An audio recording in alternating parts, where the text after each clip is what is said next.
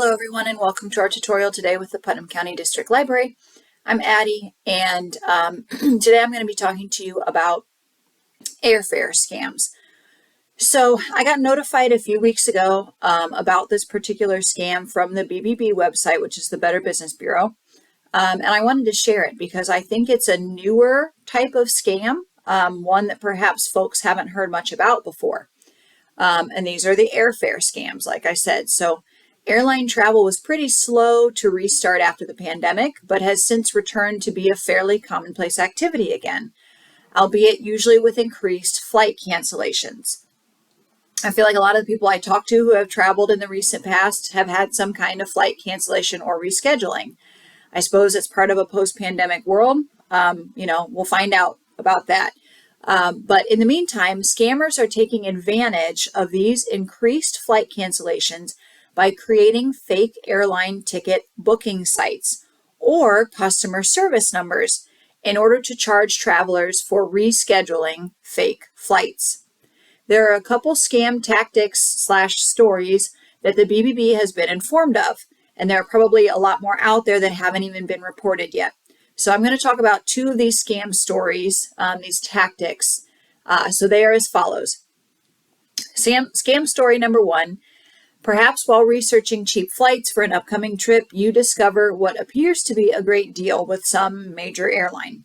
You book the flight, of course, because it's a good deal, either through the website or by calling a customer service phone number.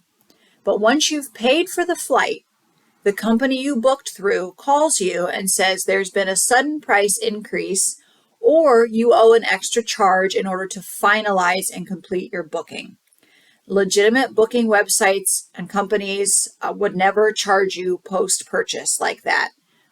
These are scammers who are, in addition to potentially, taking your money for these tickets, they're trying to charge you extra. So it turns out that you've accidentally purchased tickets through a scam website or a customer service phone number.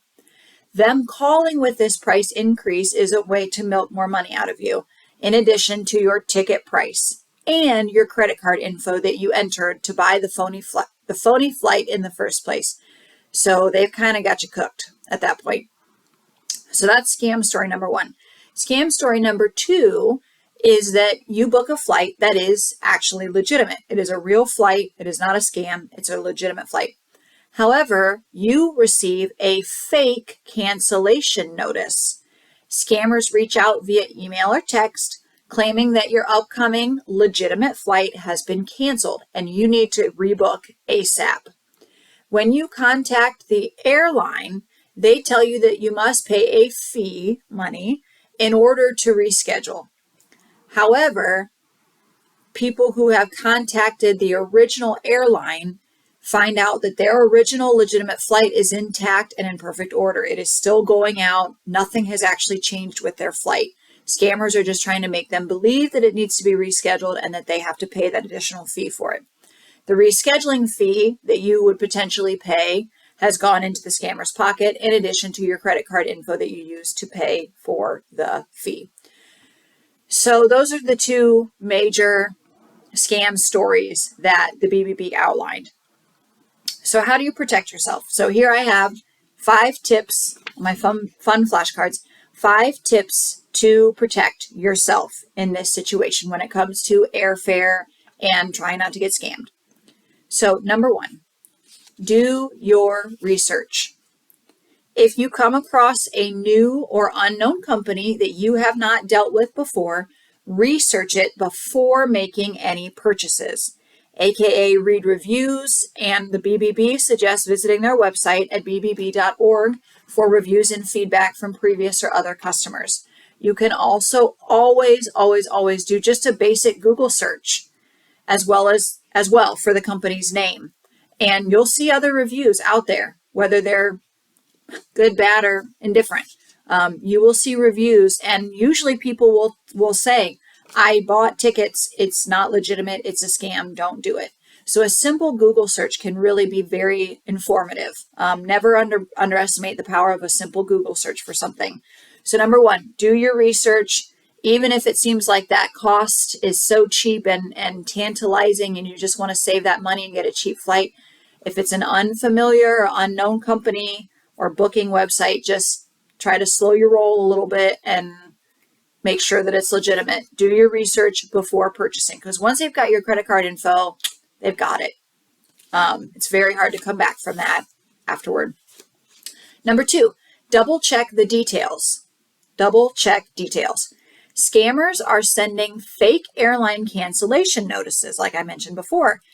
And our busy, hectic lifestyles often mean that we could miss that. They could just cause us to miss a red flag because we are busy. We are checking our email. We are reading everything as quickly as possible because we have stuff we got to get done, right? And as I've said in other tutorials, scammers are banking on our busy lifestyles to cause us to miss a red flag. So if you receive a notice about a scheduled or canceled flight, about a rescheduled or canceled flight, make sure that the flight and the reservation numbers match those from your original booking before you reach out to any customer service. Okay, I'm going to say that again. If you receive a notice about a rescheduled or canceled flight, make sure that the info in that notice about the flight and reservation numbers, make sure all those numbers match those from your original booking. Your flight number, your reservation number, those should all be somewhere in that email letting you know about the cancellation or the rescheduling. Okay, as I mentioned before, these scammers do research and they are trying to manipulate you into being comfortable in divulging private information. Don't trust the person on the other end, even if you've called the number. You know, I always say if somebody calls you, be very wary. Well, in this case, they could be giving you a false number to call. So just be very wary. So just remember that they do research on their victims. You know, they know what they're doing. They want to trick you into trusting them. And you know, we shouldn't. Okay, number 3, make sure that the URL is secure. As I've talked about in some of my other tech security videos, you want to triple check that you are on the right website. So check spelling and watch for typos or grammatical errors that may indicate a lack of legitimacy.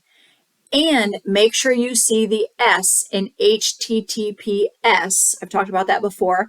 That S in the web address indicates secure. And you should see that little tiny lock icon, a closed lock icon next to the web address. You know, so if you say you're on www.kayak.com, Kayak has a little lock next to its web address. You want to look for that. That means that it is a secure site. HTTPS. Okay, not just HTTP. You got to have that S. That means secure. So make sure that it is a secure URL. Number 4, be wary of third-party websites and or sponsored ads.